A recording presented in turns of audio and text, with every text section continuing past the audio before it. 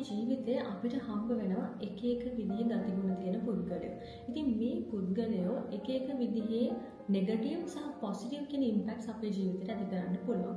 ඔයාලට හම්බ වෙලා ඇති කොච්චර හොඳක් ඔයාගේ තිබුණත් එහෙම නැත්නම් ඔයාගේ දන්න කෙනෙක්ගේ හොඳක් තිබුණත් එයාලා හැම වෙලාවෙම ප්‍රකාශ කරන්නේ නෙගටිව් කමෙන්ට්ස්. එහෙම නැත්නම් එයාලා හැම වෙලේම දකින්නේ කෙනෙකුගේ වැරදි අඩුපාඩු. ඒ පුද්ගලයා කොච්චර හොඳ දෙයක් කරත් ඒක නෝටිස් වෙන්නේ නැහැ. හැබැයි පුංචි හරි නරකක් තිබ්බොත් සමහර වෙලාවට ඒක නරකකුත් නෙවෙයි.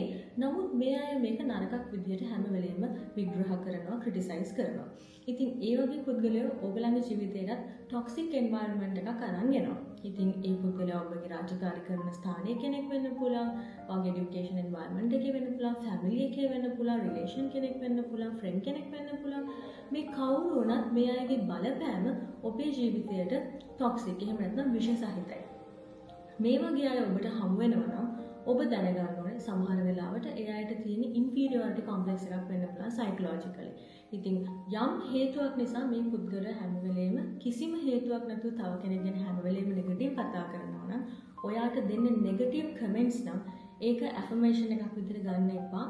ඒක ඔබේ හිතට අරගෙන ඔබ ඩිස්හාර්ටන් වෙන්න එපා. ඉතින් ඔබ හැම විටම ඔබ කවුද කියන එක, ඔබගේ හැකියාව සහ ඔබගේ දක්ෂතාවය පොසිටිව්ලි තේරුම් ගන්න කෙනෙක් වෙන්න.